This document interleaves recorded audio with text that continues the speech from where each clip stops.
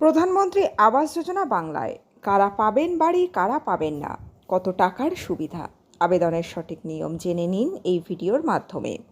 বাংলায় সরকার বদলাতেই একের পর এক পরিবর্তন। কেন্দ্রের বিভিন্ন প্রকল্প চালু করার উদ্যোগ নিয়েছে শুভেন্দু অধিকারী।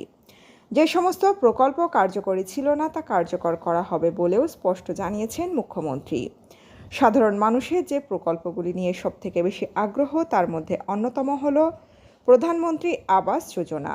কিভাবে এই যোজনার অধীনে বাড়ি পাবেন, কারাই বা যোগ্য, আজ এই প্রতিবেদনে জানুন সব খুঁটিনাটি।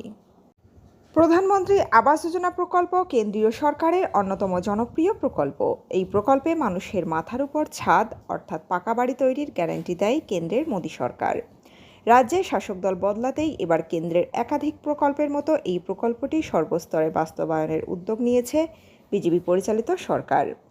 ইতিমধ্যেই মুখ্যমন্ত্রী শুভেন্দু অধিকারী জানিয়েছেন, দরিদ্র সীমার নিচে বসবাসকারী যাদের মাথার উপর পাকা বাড়ি নেই তাদের আবাস যোজনার আওতায় বাড়ি তৈরি করে দেওয়া হবে। তবে এর দুটি ভাগ রয়েছে, শহর এবং গ্রামীণ। এই দুই ক্ষেত্রেই আর্থিক সাহায্য করে কেন্দ্র সরকার। কিন্তু কিভাবে আবেদন করবেন, কারা এই প্রকল্পের সুবিধা পেতে যোগ্য, কারা পাবেন না, এই ধরনের একাধিক বিষয় নিয়ে রয়েছে বিভ্রান্তি। PMAY কি এবং এটি কাদের জন্য? PMAY হলো কেন্দ্রীয় সরকারের একটি প্রকল্প যার মূল লক্ষ্য সবার জন্য বাড়ি নিশ্চিত করা। এই প্রকল্পের আওতায় অর্থনৈতিকভাবে দুর্বল শ্রেণী, নিম্ন আয়ের গোষ্ঠী এবং মধ্যম আয়ের গোষ্ঠীকে তাদের বাড়ি কেনা, নির্মাণ বা উন্নত করার জন্য আর্থিক সহায়তা প্রদান করা হয়।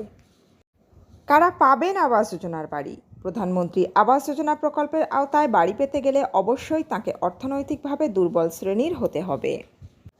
পাশাপাশি নিম্নবিত্ত বা মধ্যবিত্ত আয়ের নাগরিকরা এই প্রকল্পের সুবিধা পাবেন।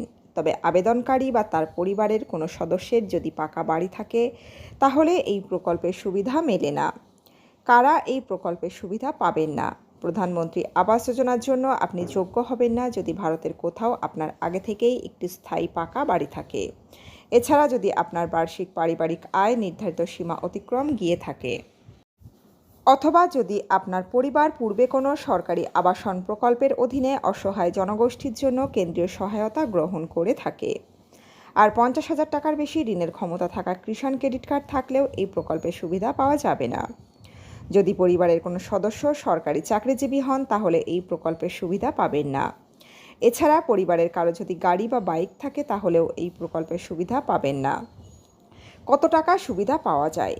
যে সমস্ত নাগরিকরা সমতল আওতায় বাস করে তাদেরকে প্রধানমন্ত্রী আবাস যোজনা প্রকল্পের আওতায় 1,20,000 টাকা অর্থ সহায়তা করা হয়, যেটি 2 কিস্তিতে দেওয়া হয়। প্রথম কিস্তিতে 60,000 টাকা এবং দ্বিতীয় কিস্তিতে আরও 60,000 টাকা।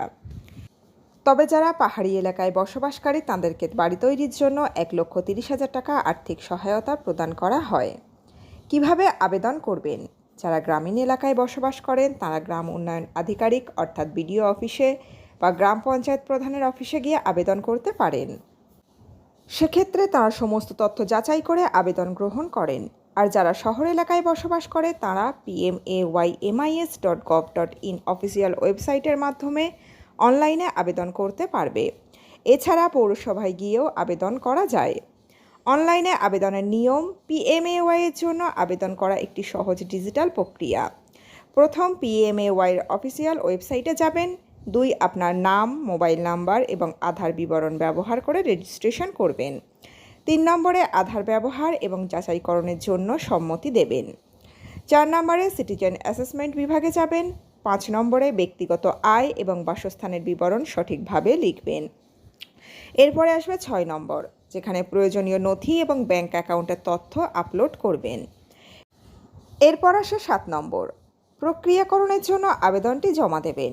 আবেদনকারীরা তাদের PMAY আইডি বা রেজিস্টার্ড বিবরণ ব্যবহার করেও নিজেদের স্ট্যাটাস পরবর্তীতে ট্র্যাক করতে পারবেন। তো বন্ধুরা, আশা করি বোঝাতে পারলাম। আপনাদের কোনো মন্তব্য, মতামত জানার কিছু থাকলে কমেন্ট বক্সে জানাতে পারেন। এই আপডেটে ছিল এতটুকুই। দ্রুত ফিরে আসবো নতুন আপডেট নিয়ে।